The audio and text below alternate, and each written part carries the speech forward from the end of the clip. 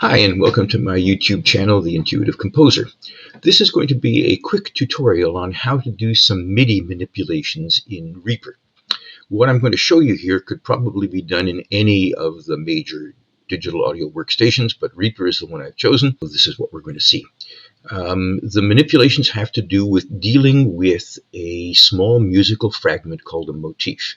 And the MIDI editor in Reaper has a couple of actions that you can do which will transform a motif in various different ways so that you can then play with it and continue to develop it.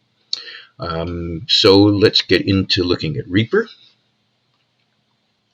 And here we are. I have a project that I've started in which I have already played in using the BBC Symphony Orchestra cello.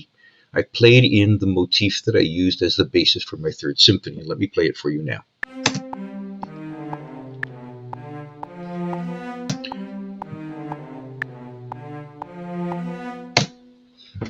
So how can I deal with this? Well, let me first add something to the main toolbar here, which I think you will find useful. I'm going to put a button here that opens up the action list, which is equivalent of typing the question mark key in Reaper. So if I go to this toolbar over here and I right click it and I go customize toolbar, I'm going to go add an action. It takes me to the action list, find a shortcut. I'm going to put the question mark there, and that is show action list. I'm going to select that and close. And now I'm going to look at that and edit it. I'm going to edit the icon, and I'm going down to the very bottom of the icon list to this one with the little finger in the magnifying glass. So I've done that. I choose apply, close, and there's the action list over there. It saves you the trouble of typing if you want to. The other thing you need to make sure you do is that you have the extensions, the SWS extensions downloaded, installed, and enabled. And if you don't know how to do that, you go to your browser and you type in Reaper SWS extensions. And there they are. You go to that page. You can donate, which I highly recommend that you do, and download the appropriate extensions for your operating system. Make sure you install it. If you've installed Reaper in the default directory, then this will happen automatically. If you've used something other than the default directory, you have to go and find the place where you put Reaper. And then when you open Reaper, you will have this menu item up here called extensions. You're not going to use the menu item particularly at this point. All you have to do is have the extensions there. So now let's go to this MIDI item over here. And here is my MIDI toolbar. And I'm going to add an action in the toolbar. And so what I'm going to do is go to the MIDI toolbar over here and right click it. Go customize toolbar. I'm going to add an action. This takes me to the action list. I'm already in the action list for the MIDI editor. It's already set to the MIDI editor because that's the toolbar we're using. I'm going to type reverse to filter for events that do reverses. And there are three that I want to put in here. One is reverse selected note intervals. I'm going to click it and go select. Reverse selected notes. I'm going to click it and go select. And reverse selected events. Select. Okay. Now, I'm going to close this window. I'm going to hit apply. And I'm going to create, you can see over here that the names that show up in the toolbar are not particularly useful. So this is going to be reverse selected note intervals. I'm going to click on it, type edit, set tooltip text icon. It's going to be reverse, R-E-V-I-N, well, it's R-E-V-R-S intervals. Can't type.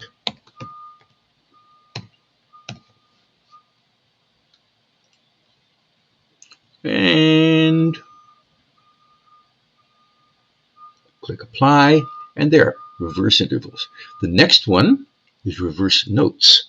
I'm going to edit that, capital R-E-V-R-S notes.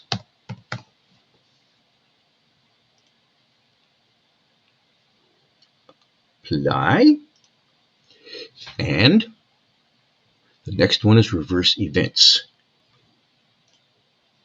Edit, set tooltip text icon,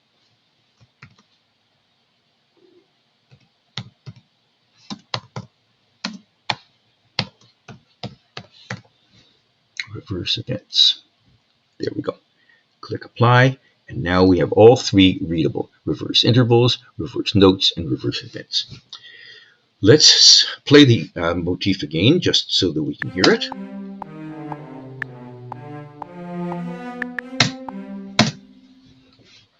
And now I'm going to select all these notes by clicking in the MIDI editor and go Control-A.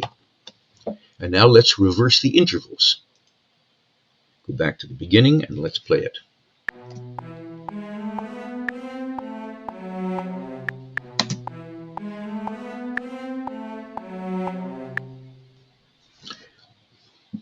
Sounds quite different. Control-Z takes us back, undoes the action. Now let's reverse the notes, not the intervals, and hear what we get.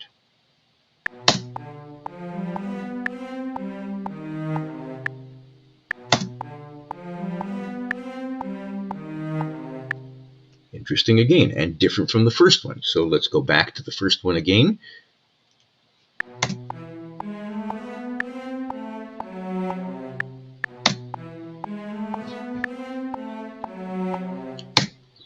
And now we're going to Control-Z out of that, and let's reverse the events.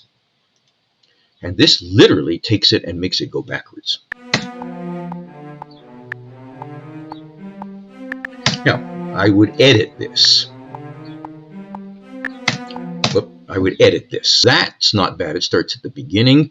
Let's just select the one note at a time. I'd move this back to on the half beat, and this, sorry, on the quarter beat, this on the quarter beat, and I would move, I think I'd select all these and move it back to the beginning of the beat, and I think we would go, these two would move over here like this. Now let's listen to it.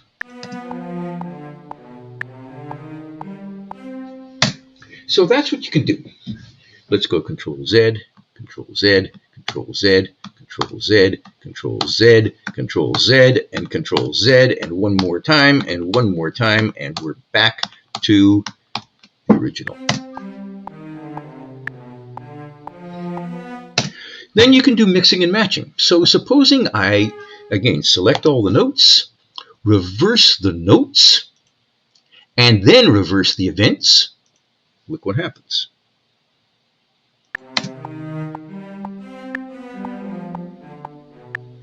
So you can do all sorts of combinations of these things without having to actually rewrite any of it. So it's a very quick way of manipulating a small piece of music to see what you can get to come out of it. So that's it for this particular demonstration. I'm going to do two more in the next few days. One will be showing how to quickly manipulate the MIDI CC controllers. It's important when doing a line of music that you're able to input the dynamics. Nobody plays a note on a violin that goes one dynamic, no change. There are swells, and the voice moves, and the dynamics change. And there are some tips and tricks that I have for that. And the second video will be how to take a piece of music that was written as a chordal patch. You know, you put in a series of notes into one orchestral instrument. Maybe it's a string patch, maybe it's a full orchestra, maybe it's just the cellos, but you have a series of chords. And you need to figure out a quick and easy way to disambiguate those parts into the different orchestral instruments. So I hope this has been useful to you. Thank you so much for watching. Please subscribe, and please wait for the next videos to show up.